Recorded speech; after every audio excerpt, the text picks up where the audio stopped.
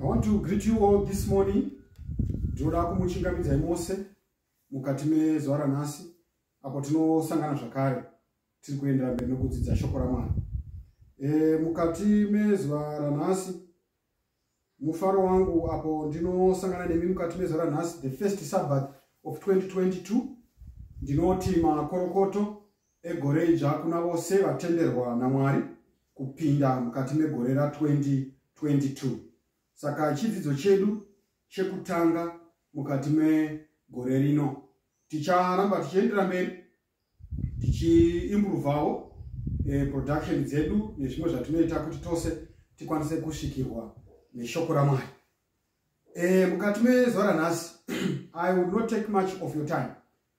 Ndafunga kuti timbodzidza, munogona kuiti maridzo, munogona kuti chidzidzo, but ndinofunga kuti toda kuti timbodzidza nemhaka yekuti mukusangana navanhu tichidiscussa pamusoro peshoko raMwari unohwa munhu achiti zvoni inini as long as hana yangu isingarovi, hana yangu isingandipomeri, I think I'm okay.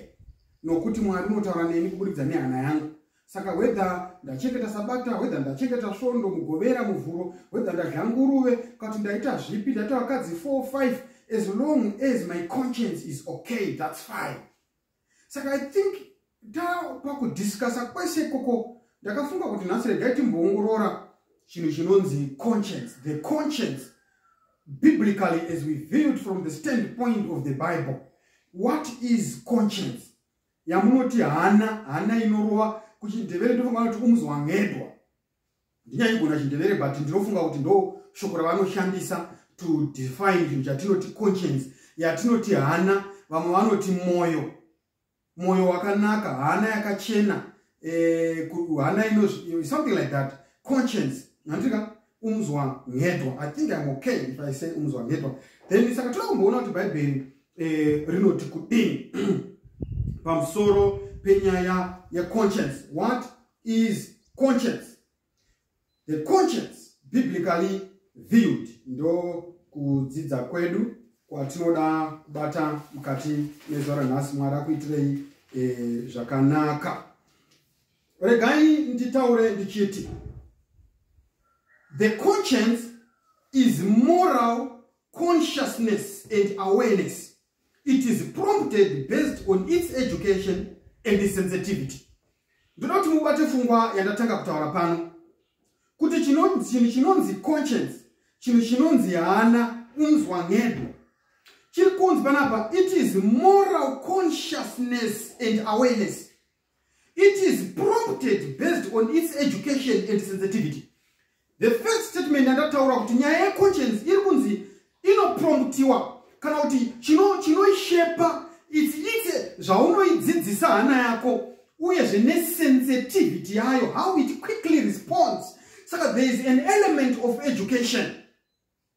The way you were brought up, kamudzidzisigo kawaitwa, kamuonesego kawaitwa uchikura, that type of education in terms of the moral viewpoints of life ndo inofoma basis ye conscience. So in other words, this statement inotibudisa pachena kuti conscience is not a reliable indicator when it comes to issues of worship if it has not been properly educated or trained or brought up. So there's an element of garbage in, garbage out. Yamuneta kuma computer here. Panyaya conscience, pane element ye garbage in and garbage out. Saka munhu akakura achidzidziswa kuva cruel more than Idi Amin, that person conscience yake inenge yakaitawo seizvozvo to the extent yekuti unogona kuwana zvana zvitanga muroad agotora agongoshisha nebangosiya ipapo, hana yake igorega kumupomera, haatotizi kunovanda, anotokubvunza kuti so what? Why? Because that's how his conscience has been educated. Saka it now lacks sensitivity because that heart has not been taught to be sensitive. Saka when you say as long as hana yangu isingandipomeri, isingarovi, moyo wangu wakadzikama, conscience yangu iri right, there is a challenge, because the first thing, the first port of call is to examine how the conscience has been educated, how it has been taught to be sensitive. if it is not properly educated, then your conscience, as we shall discover later, is more of seared with the hot iron. So you can then rely on such a dead conscience to your peril. Regai timbo verenga mavesi ma shomanana angati betera tichi parura nyaya ya conscience. Saka mtaona kutipana hapa moral conscience, education and sensitivity. Conscience can be sensitive but improperly educated. The conscience is a profitable corrector and moderator only when properly taught. Not mbate funga yoye. Kuti chino chinonzi conscience umzwangedwa kana kuti hana yakanaka. Inogona kungova a profitable corrector and moderator only when properly taught. But if it is not properly taught, it is one of the dangerous things, because you do whatever you do, uchifunga kuti uli right, iwe uli wrong. Rugwaro Wamabasa, our Apostora, chapter 23.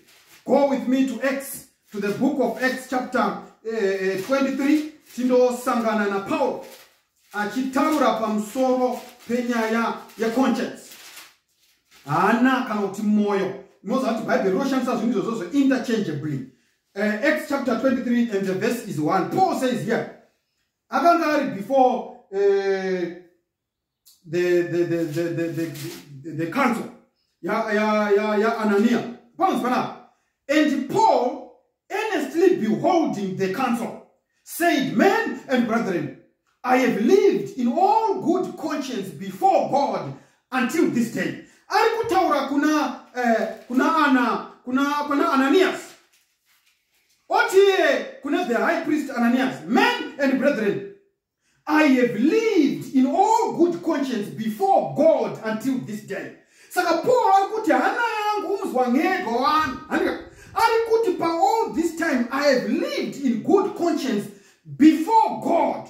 In other words, he is saying, as far as the evaluation of his conscience is concerned, it is a conscience that is acceptable before God. In other words, he is saying, the conscience, the sensitivity, the education comes from God. So now, when the Bible is talking about proper conscience, it is referring to ya dzidziswa ya pure education ya trainwa in sensitivity according to the word of God, the word of God in its proper and right context. This is the conscience that we are talking about. Sakana munachiti, as long as ana yangu chinduza zakanaka, as long as ana yako isina kuzivanga shokuramari in its proper context, that is a false conscience. Saka Paul says, Men and brethren, I have lived in all good conscience before God until this day. Do fungwa ilikubudiswa panamabasa aba Apostora 23 verse 1. Regaini kwenda panamabasa aba Apostora chapter 26 verse 9 to 14. Muone zakare ino tiyo panapa verse 9. I verily thought with myself that I ought to do many things contrary to the name of Jesus of Nazareth, which thing I also did in Jerusalem. And many of the saints did I shut up in the prison, having received authority from the chief priests. And when they were put to death, I gave my voice against them. And I punished them often in every synagogue, and compelled them to blaspheme, and being exceedingly mad against them, I persecuted them even unto the strange cities.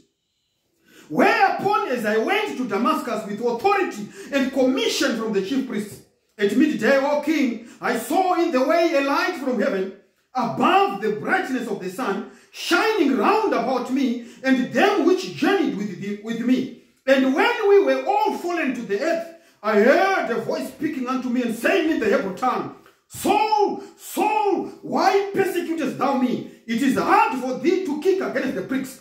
Tonosangana na Saulo, iyakazwa Paul. Achitsanangura how he persecuted the church.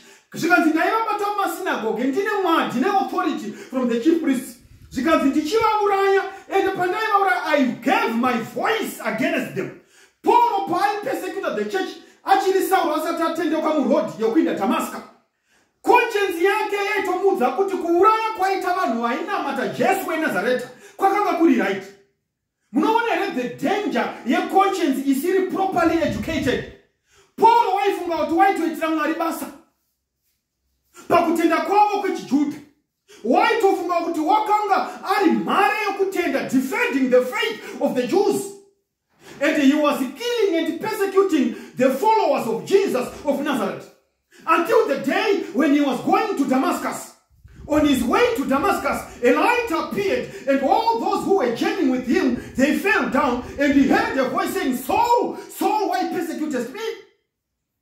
Prior to the journey he had going to Damascus, his conscience was very stable, and he thought that everything was okay. And even if the heavens were going to end, he believed that he was going to be one of the people who were going to be saved.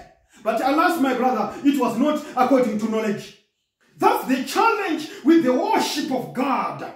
We need to go to a plane, thus says the Lord, not the fables of man.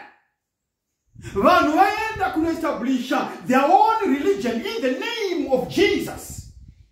My brothers and sisters, chinhu chinonzi conscience, chinhu chinova a good protector when it is properly taught. The education that is given to the conscience determines its sensitivity, determines its correctness. We trukusangana pala pane tragedy. Sorrow achifunga kuti waitira Mwari basa, kusika waifunga kuti ari kushandira wacho, achimubvunza kuti why do you persecute me?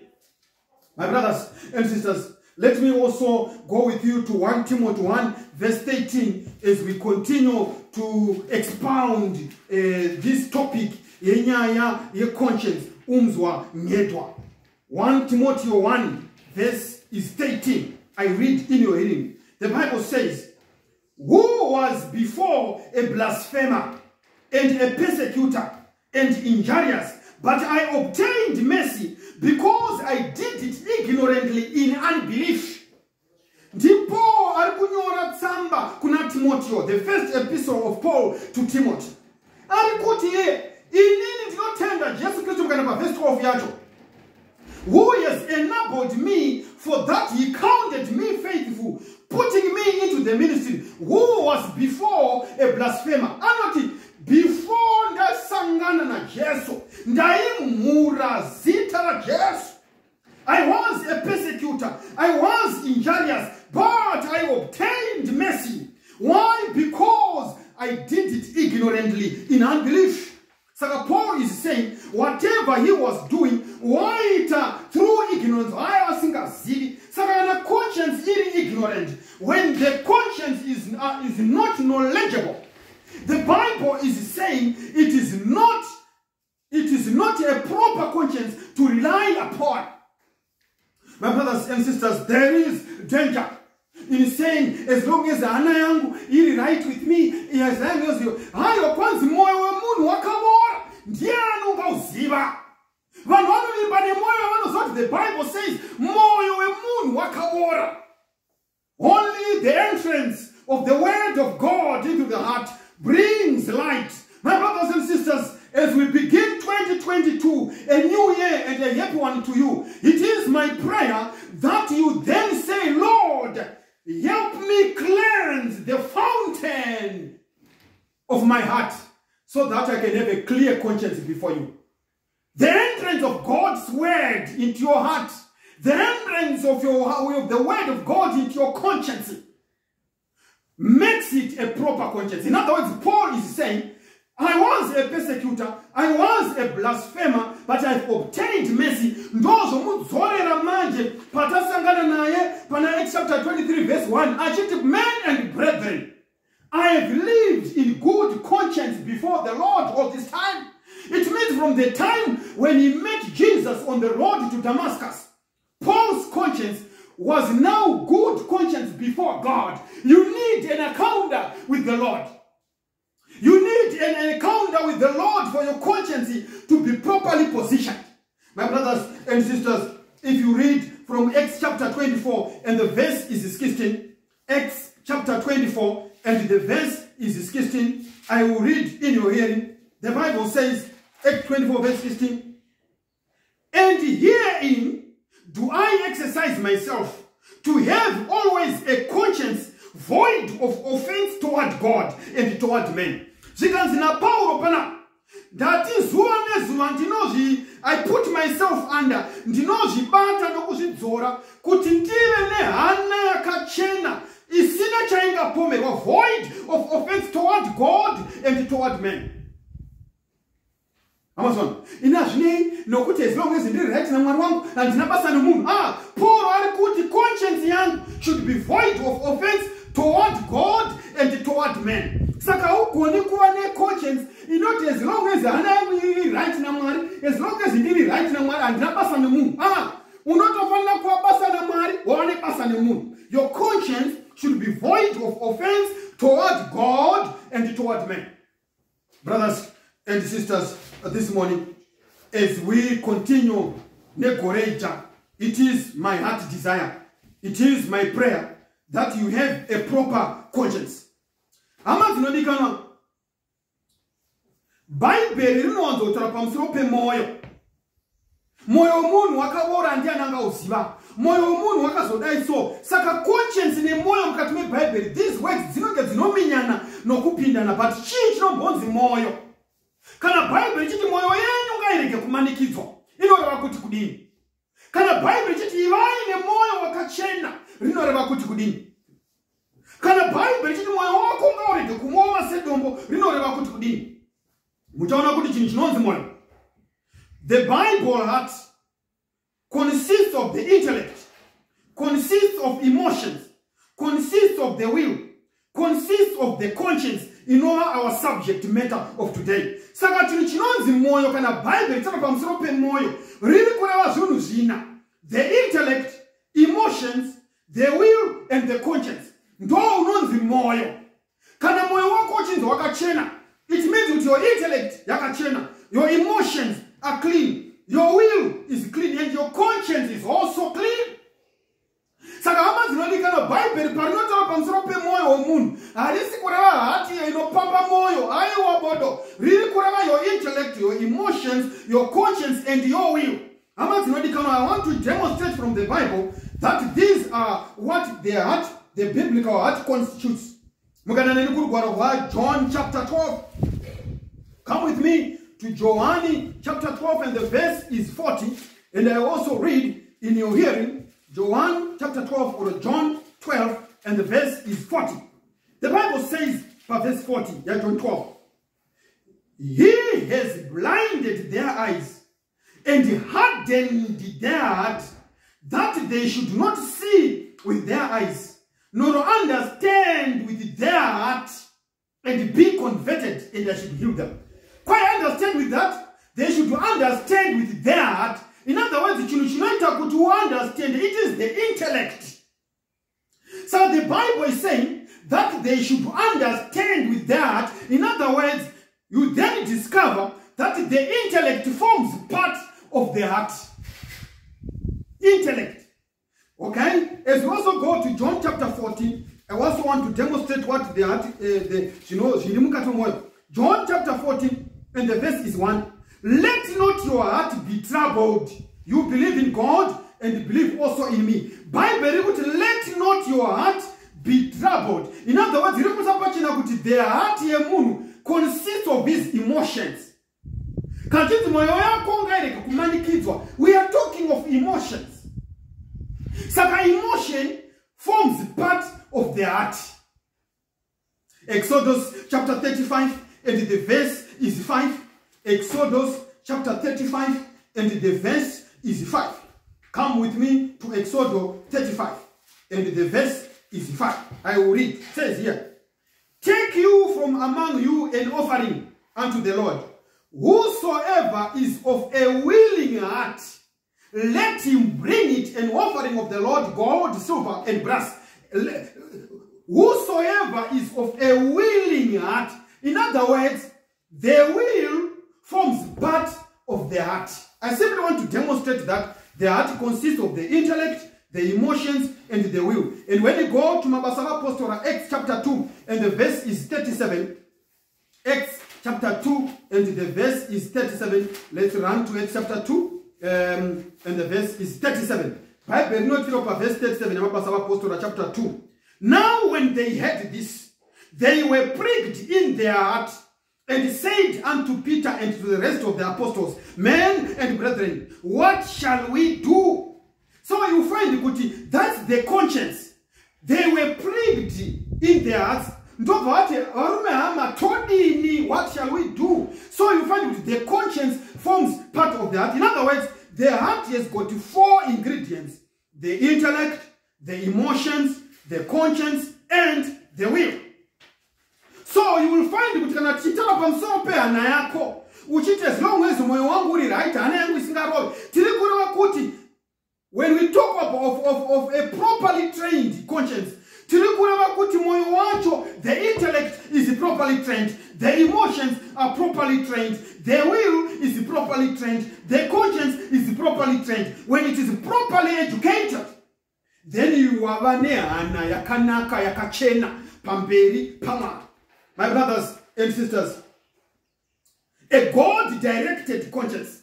Ndo yatinotsvaka ndiyo hana yaungati as long as hana yangu. Vanhu vazhinji vatadza kuona zvokwadi yatinoshuva kuti tose tiungane pairi mukati meshoko raMwari. Why? Because they do not have a God-directed conscience. They have got a man of God-directed conscience. Nemake kuti papa wake vakamudza zvokuti ndo vari kudetermine her or his conscience. That's where the greatest disaster is, my brothers and sisters. And unfortunately, most of the men of God that are preaching today, they are motivational speakers, not prophets. They are motivational speakers, not pastors. They are motivational speakers, not elders and deacons. They can't give people a brain that says the Lord. It is the unfortunate tragedy of today. Rugwaro, 1 Peter 2 verse 19. 1 Peter 2 and the verse is 19. A God-directed conscience. A conscience toward God is one that functions with God in mind. It's one that looks to God and has Him as an object. Most people have some conscience toward their values, toward their norms, toward their standards. Their conduct is thus often determined and continued based on the education and the sensitivity of their conscience, right or wrong. Don't pane disaster. Kuti conscience dzavanhu vazhinji dziri toward the values dzavakadziso musociety yavo, manorms nemastandards emusociety mavo, but it is not one that functions with God. Ndosaka muchiona kuti kune vamwe vanhu vasinganamati, vasina kumbopinda pamukova wechurch, but you know what? He was a good man. Nemakayei, nokuti conscience yake yakanga toward my values, norms and standards. Awakakura vana mukati me society. Kunyange that society yakanga isinganamati Mwari. Saka unohomana sikana achiti zviri nani ndinogwene munhu asinganamati. He is a good guy. My brothers and sisters, tiri kuti susu, a good guy's conscience is one that functions with God in mind. It looks to God and has Him as an object. In other words, a proper man for you to marry, a proper woman for you to marry, is one that has a conscience toward God. So my conscience has been good toward God all this time.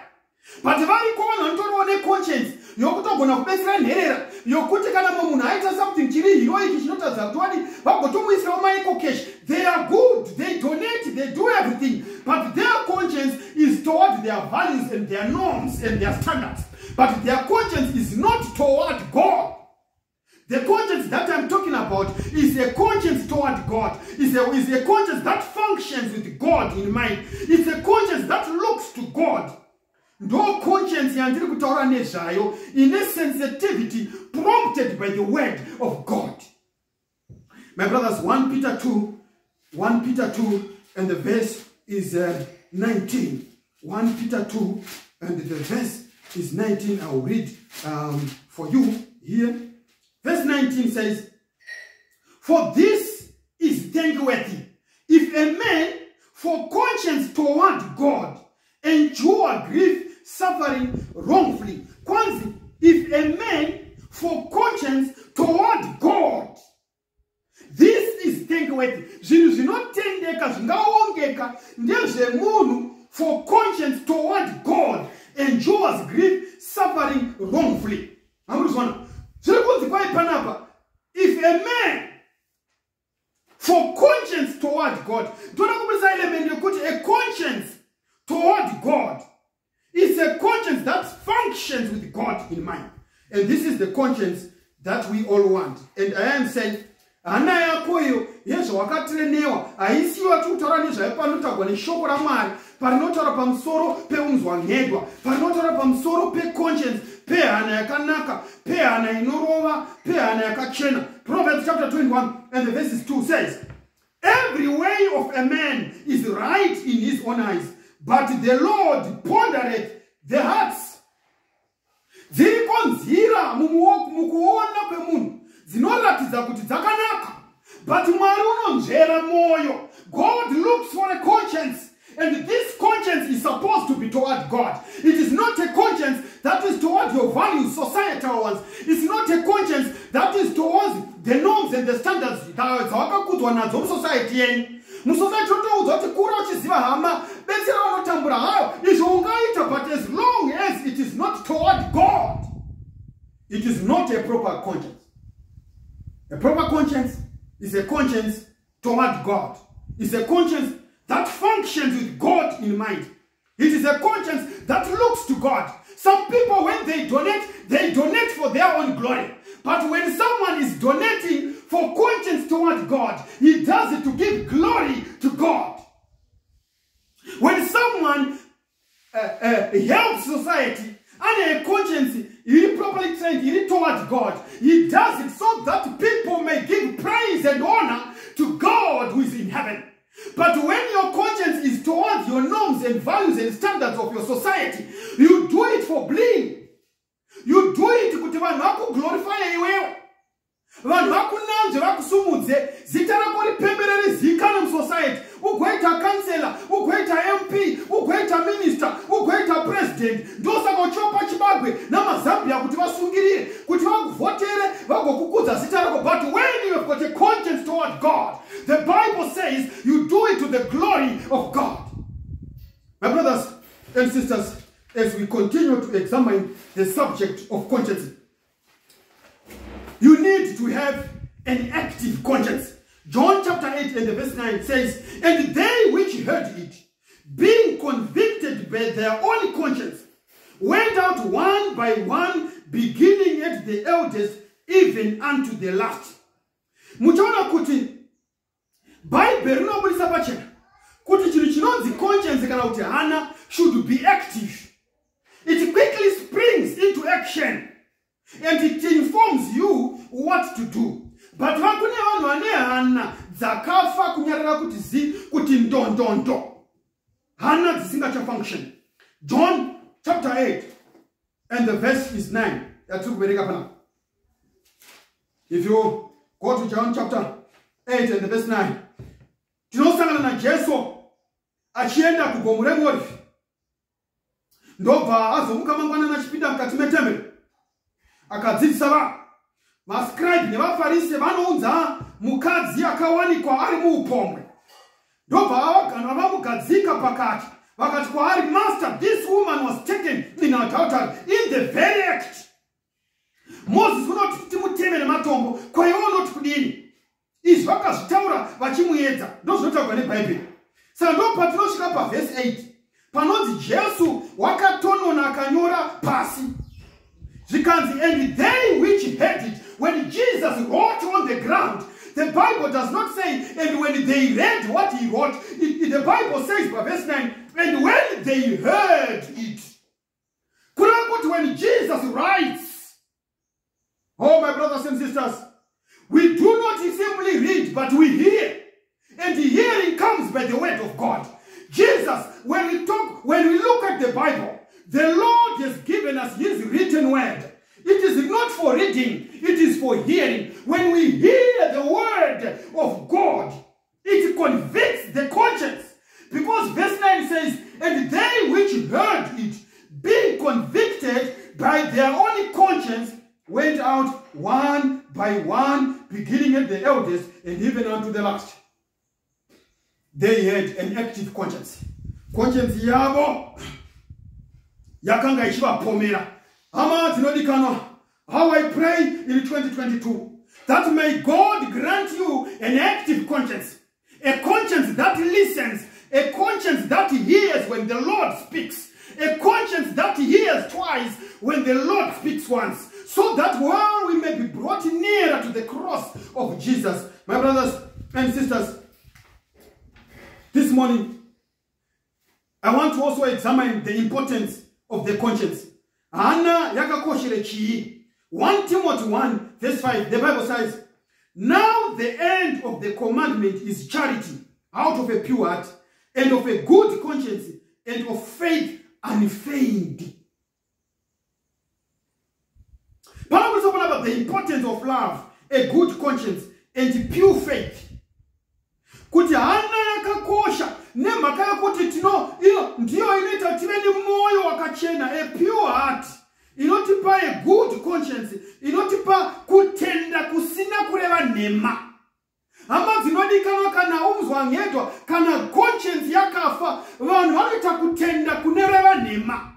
Ndosaka Jesu achitipurugora kwa Matthew, nezuva iro richati, handina kumbokuzivai, endai kwamaitira mabasa enyu. When people think the Lord has come to save us, and Jesus is going to proclaim, I never knew you. Why? Because they did not have a pure heart.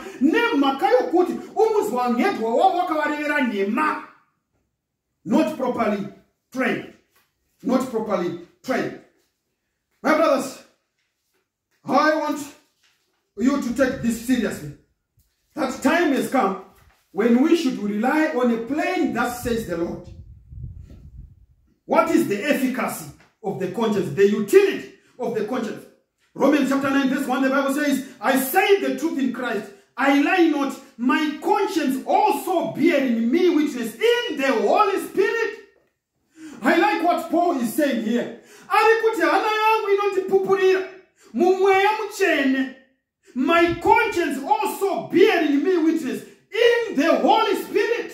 My conscience does not bear me witness because of what society says. But the Bible says your conscience should bear you witness in the Holy Spirit. The prompting towards repentance, the goodness towards the Lord brings us to repentance. But the Holy Spirit is there.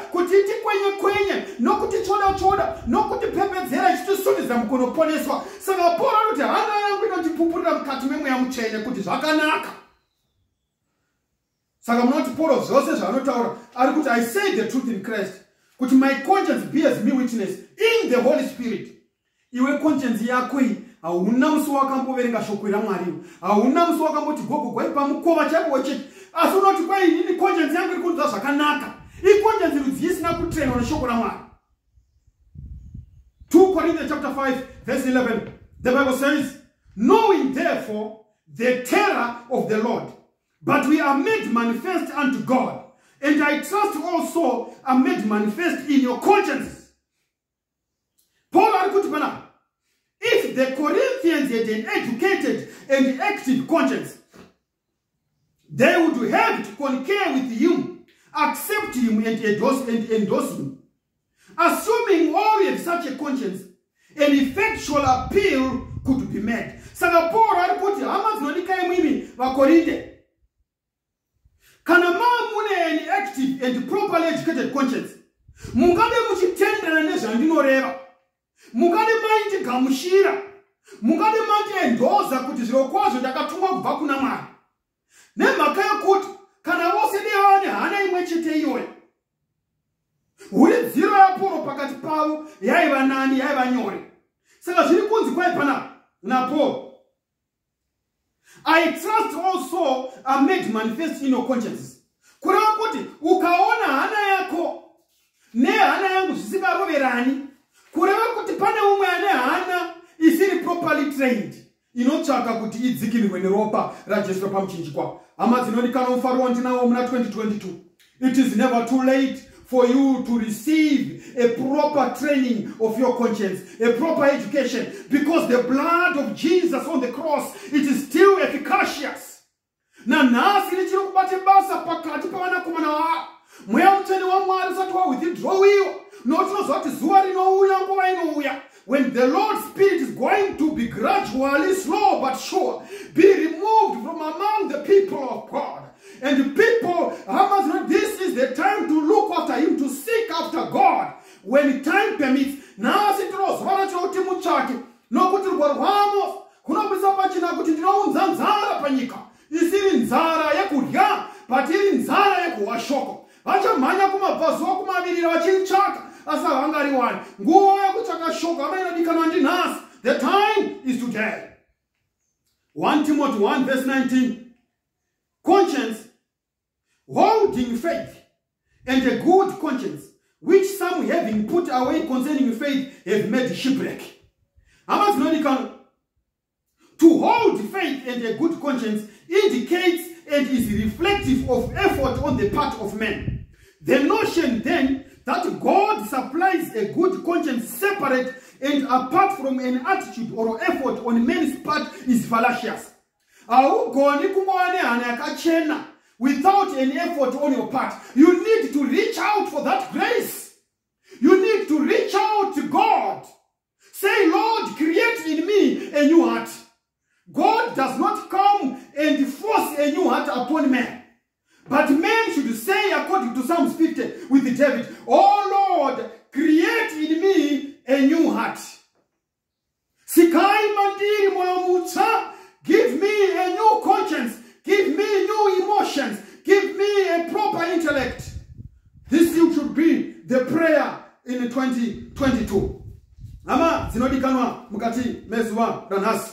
The first Sabbath of 2022. A good conscience is possible.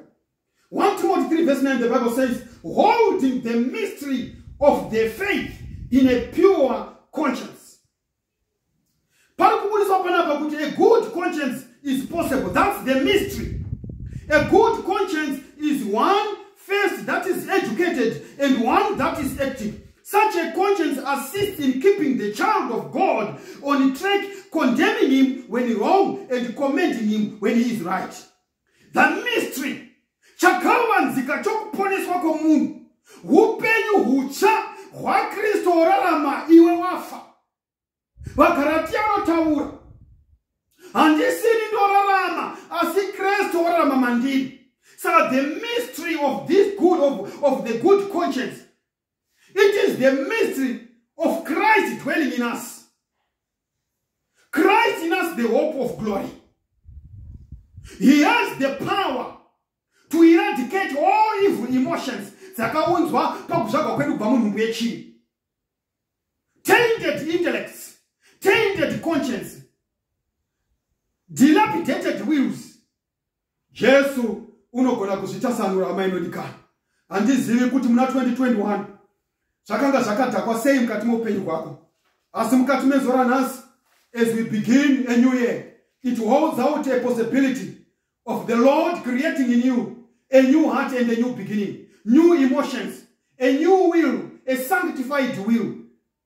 My brothers and sisters, is it your desire today? Could the Lord kill that dysfunctional conscience in me? 1 Timothy 4 verse 2, the Bible said, speaking lies in hypocrisy, having their conscience seared with a hot iron. Sapana Timothy not to Zakuti. Zinogoneka kuti munhu ave a dysfunctional conscience. Kuwane conscience isinga function zvakanaka, a dysfunctional one. Yakaainiwa neaini yakatsuka kuti piriviri kuti koho. Saka zviri kunzi vanhu vanogona kureva nhema nokunyengera nekuva nehana dzakaainiwa neaini.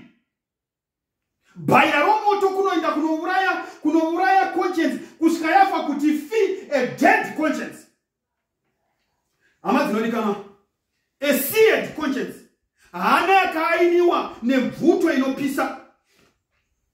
A seared conscience is one that has been refused and its promptings ignored. Hana paino kuza zvato zvakaipa iworapa uchizvita inosvika pakunyarara kuti zi. Saka hana yakafa ihana yakarambirwa zvayakanga ichizama kukupomera kuti usaite. Saka ukaramba uchifunga, ukaramba uchita chinhu one chaunoziva kuti chiri over and over again, unosvika pakuti hauchisina kana kurova kwehana, hauchisina matyira. Why? Because we have refused the promptings of the conscience. The situation yatinoona muna 1 Corinthians chapter 8 na 1 Corinthians chapter 10 na Roma chapter 14 inogona kutibudisira zvimwe zvakawanda zvatinogona kudzidza pamusoro pe a violated conscience. Saka mtaona panapa kuti the Lord holds out the possibility of rehabilitating and creating in us a new heart, giving us a new conscience. So Hebrews chapter 10 verse 22, let us draw near with a true heart in full assurance of faith, having our hearts sprinkled from an evil conscience. So there is a possibility of having our hearts sprinkled from an evil conscience. Moyo munhu wakaipandiana kamuziva. But tinogona kupiwa hana yakanaka. Tinogona kupiwa hana yakanaka naasi nokuda kuropara Jesu. An evil conscience is one that is not working as intended. Saka zvinotsvaka kuti tose tidzoke kuropara pamuchinjikwa. Tiende tinoona a remission of sins through Jesus' blood. Kana zvadaro hana dzedu dzinogona kutanga kurova zvakanaka. Romans chapter 13 verse 5, wherefore you must needs be subject, not only for wrath, but also for conscience sake. Saka mtana kuti kana tichiterera shoko la Mwari, tichiterera angari massive laws, tichiterera zvatinofana kuita nokuti tiwane hana yakanaka. Tinofana kuti tiwane hana yakanaka. My brothers and sisters, we want to pray a special prayer today. Tikumbire Mwari atipe good conscience. 1 Peter 3 verse 21, the like figure whereunto even baptism doeth also now save us, the answer of a good conscience toward God. A good conscience, my brothers, is priceless. A good conscience, one that has been properly educated, one that is active, is so vital to the walk of the Christian and to the peace of mind that must seek it. But Peter alikuti panapa rubhabhatidzo hunotipa hana yakanaka, hunotipa hana yakachena. In other words, tinogona kugamuchira a good conscience when we are regenerated, when we are born again, when we receive Jesus as our personal Savior, and when we receive the blood that was spilled on the cross, and we are baptized, we then get a new conscience. There is a possibility, my brothers and sisters. I don't know the life that you have lived, but I want to invite you as we begin a new year, that yes, the Bible holds out the possibility of a good conscience when we receive Jesus as our personal Savior and we are immersed in the watery grave. When we are baptized, when we walk out of the grave, of the watery grave, we receive a new heart, we receive a new conscience, we receive new emotions, we receive vindicated will, so that we are able to follow through the will of God. Saka mtona kuti chini chinonzi conscience kuti chichene zvinotsvaka kutenda muna Jesu Kristu, zvinotsvaka repentance, kutendeuka.